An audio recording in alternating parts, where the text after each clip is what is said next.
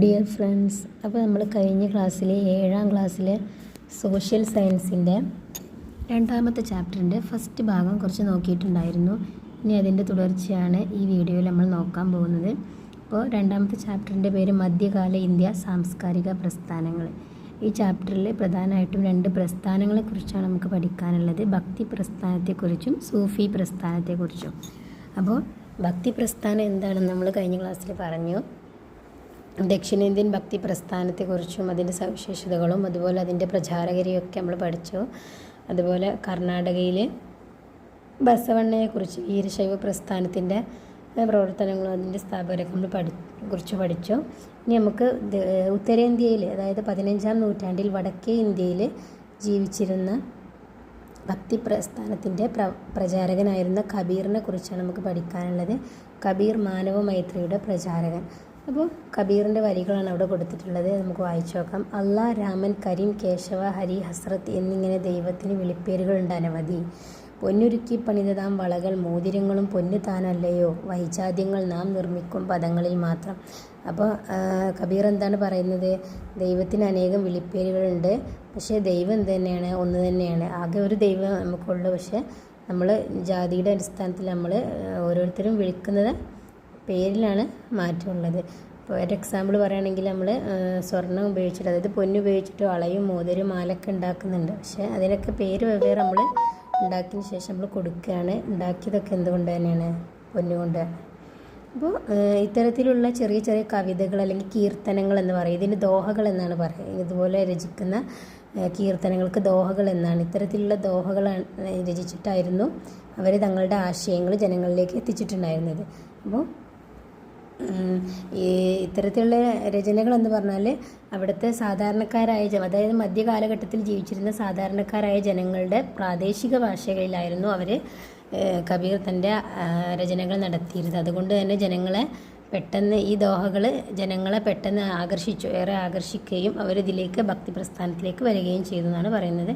അതുപോലെ തന്നെ ഹിന്ദു മുസ്ലിം ഐക്യത്തിന് വേണ്ടി പ്രവർത്തിച്ച ആളായിരുന്നു കബീർ. ഒരേ മണ്ണ് കൊണ്ടുണ്ടാക്കിയ 2 പാത്രങ്ങളാണ് ഹിന്ദുവും മുസൽമാനും എന്നാണ് അദ്ദേഹം പറഞ്ഞത്.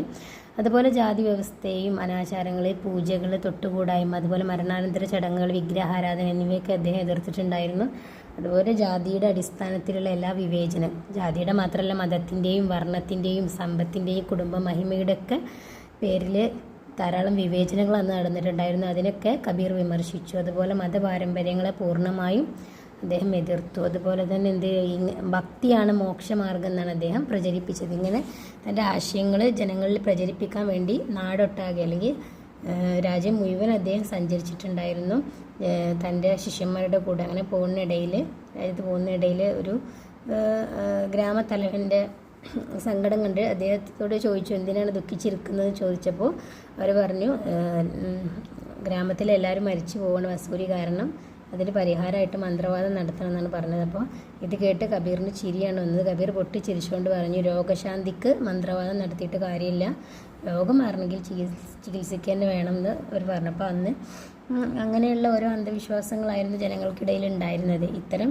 അന്ധവിശ്വാസങ്ങളിൽ നിന്നൊക്കെ ജനങ്ങളെ പിന്തിരിപ്പിക്കാൻ എന്ത് ചെയ്തിട്ടുണ്ട്? കബീറിൻ്റെ ദോഹകൾക്ക് കഴിഞ്ഞിട്ടുണ്ട് എന്നാണ് പറയുന്നത്. അപ്പോൾ ഇത്തരത്തിലുള്ള ഈ ദോഹകളും അതുപോലെ ഈ കഥയിൽ നിന്നൊക്കെ ഇപ്പം നമുക്ക് എന്താ മനസ്സിലായതെന്ന് ചോദിക്കുന്നുണ്ട്. ഒരു ക്വസ്റ്റ്യൻ ഇവിടെ ഉണ്ട്. അപ്പോൾ എന്താണ് നമുക്കതിൽ നിന്ന് മനസ്സിലായത്?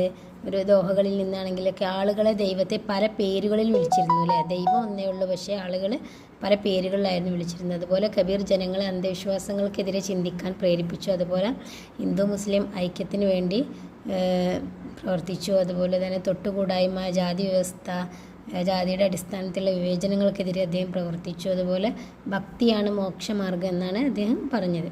ഇനി കബീറിനെ പോലെ തന്നെ മറ്റൊരാളായിരുന്നു ഗുരുനാനാക്ക്. ഇപ്പോൾ ഗുരുനാനാക്കും ഇതുപോലെ ഒരു കഥ തന്നിട്ടുണ്ട്. ഗുരുനാനാക്കിന് ഒരു സംഭവം തന്നിട്ടുണ്ട്. ഗുരുനാനാക്കും ഭായി മർദാനയും ഒരിക്കൽ സജ്ജൻ തങ്കിൻ്റെ സത്രത്തിൽ വിശ്രമിക്കാനെത്തി. അപ്പോൾ ഈ സജ്ജൻ തങ്ക് എന്ന് പറയുന്ന ആളാരാണ്? അവിടെയുള്ള വരുന്ന ആളുകളൊക്കെ എന്ത് ചെയ്തു? കൊള്ളയടിക്കാറുണ്ടായിരുന്നു. അപ്പോൾ ഇവരെന്താ ചെയ്തത്? ഗുരുനാനാക്ക് ചെയ്തത് തൻ്റെ പ്രാർത്ഥനാഗാനമായ, അതായത് അവരുടെ ഭക്തിഗാനമായ ഷാബാദ് ആലപിക്കുകയും ഈ ഷാബാദിൽ എന്താ പറഞ്ഞിരുന്നത്? സമ്പത്ത് കൊള്ളയടിക്കുന്ന അന്യായമാണ് എന്നൊക്കെയാണ് ഇതിൽ പറയുന്നത്. ഇത് കേട്ടപ്പോൾ സജ്ജൻ തങ്ങി തൻ്റെ തെറ്റ് മനസ്സിലാവുകയും അയാൾ ഗുരുവിനോട് ക്ഷമ ചോദിക്കുകയും പിന്നീട് അങ്ങോട്ട് നല്ലൊരാളായി ജീവിക്കാൻ തുടങ്ങി. അപ്പോൾ ഇത്തരത്തിലുള്ള ഗാനങ്ങളാണ് അവർ രചിച്ചിട്ടുണ്ടായിരുന്നത്, ഷാബാദ്. അപ്പോൾ ഇതൊക്കെ ജനങ്ങളെ എന്ത് ചെയ്യാണ്, ഒരു ഭക്തിയിലേക്ക് ആകർഷിക്കാനാണ് അവർ ഇത്തരത്തിലുള്ള ഭക്തി ഗാനങ്ങൾ രചിച്ചിരുന്നത്. ഇവിടെ പറഞ്ഞിട്ടുണ്ട് 15-ാം നൂറ്റാണ്ടിൽ പഞ്ചാബിലെ ഷേഖ്പുരയിലെ തൽവണ്ടി, അതായത് ഇന്നത്തെ പാകിസ്ഥാനിലുള്ള തൽവണ്ടി എന്ന ഗ്രാമത്തിലാണ് ഗുരുനാനാക്ക് ജനിച്ചത്. അദ്ദേഹം എന്താ ചെയ്തത്, എല്ലാ മതങ്ങളിലെയും നല്ല ആശയങ്ങൾ എടുത്തിട്ട് സമന്വയിപ്പിക്കാനാണ് അദ്ദേഹം ശ്രമിച്ചത്. അപ്പോൾ തൻ്റെ ചിന്തകൾ പ്രചരിപ്പിക്കുന്നതിന് വേണ്ടി അദ്ദേഹം എന്ത് ചെയ്തു, ഇന്ത്യക്കകത്തും പുറത്തും സഞ്ചരിച്ചു. അതുപോലെ ഏകദൈവ എന്ന സന്ദേശം ജനങ്ങളിലേക്ക് എത്തിക്കാൻ ശ്രമിച്ചു. അതുപോലെ തുല്യത, സാഹോദര്യം, സ്നേഹം, നന്മ, മതസഹിഷ്ണുത എന്നിവയെ പ്രോത്സാഹിപ്പിച്ചു. അതുപോലെ ജാതി വിവേചനത്തെ എതിർത്തു. അതുപോലെ തന്നെ സാമ്പത്തിക അസമത്വത്തെ ചോദ്യം ചെയ്തു. ലഹരി വർജിക്കാൻ വേണ്ടിയിട്ട് ജനങ്ങളെ പ്രേരിപ്പിച്ചു. അതുപോലെ തന്നെ എല്ലാ ജനങ്ങൾക്കും, എല്ലാ വിഭാഗം ജനങ്ങൾക്കും ഒരുമിച്ചിരുന്ന് ഭക്ഷണം കഴിക്കാൻ പറ്റുന്ന ലങ്കാർ എന്ന് പറയുന്ന ഒരു പൊതു അടുക്കളയുടെ പ്രാധാന്യം ജനങ്ങൾക്ക് വ്യക്തമാക്കി കൊടുത്തു. അദ്ദേഹത്തിൻ്റെ ആശയങ്ങളാണ് പിൽക്കാലത്ത് എന്തായി മാറിയത്, സിഖ് മത രൂപീകരണത്തിലേക്ക് വഴിവെച്ചത്.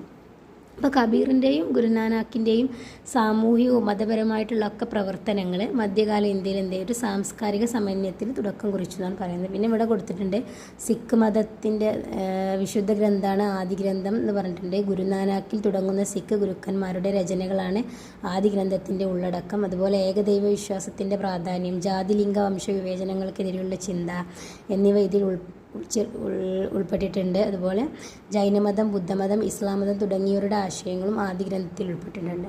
അപ്പോൾ നമുക്കറിയാം, ആദി ഗ്രന്ഥം എന്ന് പറഞ്ഞാൽ സിഖ് മതത്തിൻ്റെ വിശുദ്ധ ഗ്രന്ഥമാണ്. സിഖ് മതത്തിൻ്റെ സ്ഥാപകനായിട്ട് കണക്കാക്കുന്നത് ഗുരുനാനാക്കിനെയാണ്. അപ്പോൾ ഗുരുനാനാക്കിൻ്റെ ആശയങ്ങളാണ് സിഖ് മതത്തിലേക്ക് വഴിവെച്ചത്. അപ്പോൾ അദ്ദേഹമാണ് സിഖ് മതം സ്ഥാപിക്കാൻ കാരണമായ ആളെന്നാണ് പറയുന്നത്. അപ്പോൾ ഇവിടെ എത്ര പറയുന്നുള്ളൂ, നമുക്ക് നെക്സ്റ്റ് പേജിൽ എന്താ പറയുന്നത് നോക്കാം. അപ്പോൾ ഈ ഭക്തി പ്രസ്ഥാനത്തിലെ സ്ത്രീ സാന്നിധ്യം, അതായത് മധ്യകാലഘട്ടത്തിലെ സമൂഹത്തിലെ സ്ത്രീകൾക്ക് പൊതുവെ അംഗീകാരം കുറവായിരുന്നു അല്ലേ, സ്ത്രീകൾക്ക് വലിയ പരിഗണനയൊന്നും കിട്ടുന്നുണ്ടായിരുന്നില്ല. അപ്പോൾ അങ്ങനെ ഇരിക്കുന്ന സാഹചര്യത്തിൽ ഭക്തി പ്രസ്ഥാനത്തിലേക്ക് ആകൃഷ്ടമായി വന്ന ഒരാളാണ് മീരാബായി. രാജസ്ഥാനിലെ ചിത്തോറിൽ ജീവിച്ചിരുന്ന രജപുത്ര രാജകുമാരിയായിരുന്നു മീരാബായി. അവരെന്താ ചെയ്തത്, തൻ്റെ ജീവിത സൗകര്യങ്ങളൊക്കെ ഉപേക്ഷിച്ചിട്ട് കൃഷ്ണഭക്തിയിൽ മുഴുകി. അതായത് അങ്ങനെ അവർ കൃഷ്ണ ഭജനകൾ രചിക്കാൻ തുടങ്ങി. ഇതുപോലെ തന്നെ അതുപോലെ തമിഴ്നാട്ടിലേക്ക് വരികയാണെങ്കിൽ, അതായത് ദക്ഷിണേന്ത്യയിലേക്ക് വരികയാണെങ്കിൽ, ദക്ഷിണേന്ത്യയിൽ പ്രശസ്തയായിരുന്ന ഭക്ത കവയിത്രിയായിരുന്നു കാരക്കൽ അമ്മയാർ, അതുപോലെ ആണ്ടാർ. അതുപോലെ തന്നെ മറ്റ് വീരശൈവ പ്രസ്ഥാനത്തിലെ പ്രമുഖയായിരുന്നു അക്ക മഹാദേവി. സ്ത്രീകൾ നേരിട്ടിരുന്ന സാമൂഹികയും ആത്മീയവുമായ അടിച്ചമർത്തലുകൾക്കെതിരെ നടന്ന ചർച്ചകൾക്ക് അവർ നേതൃത്വം നൽകിയിരുന്നു. അതുപോലെ മഹാരാഷ്ട്രയിലെ ബഹിനാബായി, അതുപോലെ സൊയ്റാബായി, കാശ്മീരിലെ ലാൽദേദ് തുടങ്ങിയവരൊക്കെ ഭക്തി പ്രസ്ഥാനത്തിൻ്റെ വളർച്ചയ്ക്ക് സംഭാവന നൽകിയ ആളാണ്. അപ്പോൾ ഇത്രയും സ്ത്രീകളാണ് ഭക്തി പ്രസ്ഥാനത്തിൽ ആകർഷിയായി രചനകൾ നടത്തിയിരുന്നത്.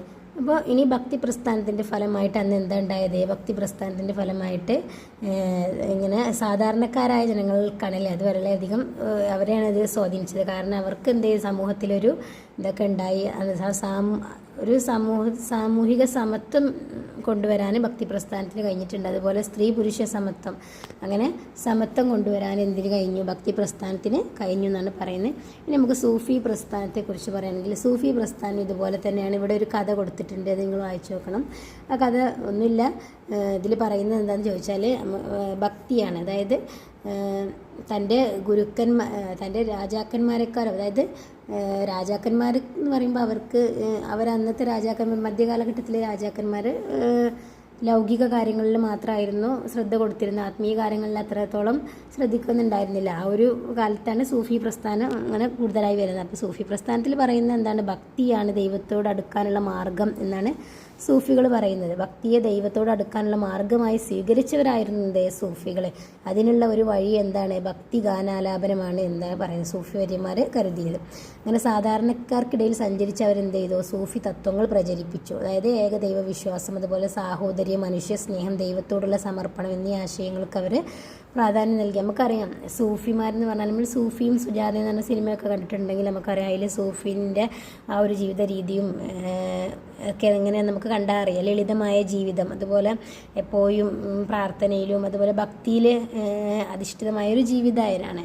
കാരണം അവർ വിശ്വസിച്ച എന്താണ്, ഭക്തിയാണ് ദൈവത്തോട് അടുക്കാനുള്ള മാർഗ്ഗം എന്നാണ്. അതിനുവേണ്ടി അവരെന്ത് ചെയ്തു, ഭക്തി ആലാപനങ്ങൾ നടത്തി. ഖവാലികൾ എന്നൊക്കെ പറയും. അത് സൂഫി വര്യന്മാരാണ് നടത്തിയിരുന്നത്. ഇപ്പോൾ സൂഫിസം എന്ന പദം ഉണ്ടായത് കമ്പിളി എന്ന അർത്ഥം വരുന്ന സുഫ് എന്ന വാക്കിൽ നിന്നോ ശുദ്ധി എന്ന അർത്ഥം വരുന്ന സഫി എന്ന വാക്കിൽ നിന്നോ ആണെന്ന് പണ്ഡിതന്മാർ അഭിപ്രായപ്പെടുന്നു. അവിടെ കൊടുത്താണ് വായിച്ചു നോക്കുക. അപ്പം ഈ സൂഫികൾ എവിടെ നിന്നാണ് അപ്പോൾ വന്നത്? നമുക്കറിയാം, മധ്യേഷ്യയിൽ നിന്ന് ഇങ്ങോട്ട് മധ്യേഷ്യൻ പ്രദേശങ്ങളിൽ നിന്ന് രൂപം കൊണ്ട ഇസ്ലാമിക ഭക്തി പ്രസ്ഥാനമാണ് സൂഫിസം.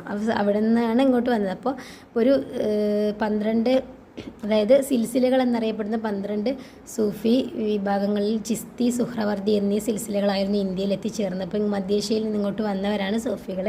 അപ്പോൾ അവരെന്ത് ചെയ്തു, ആത്മീയ ജീവിതത്തിന് പ്രാധാന്യം നൽകിക്കൊണ്ട് ആഡംബര ജീവിതത്തിൽ നിന്നും ഒഴിഞ്ഞു നിന്ന് എന്ത് ചെയ്തു, ലളിതമായ ജീവിതം നയിച്ചവരാണ് സൂഫി വര്യന്മാർ.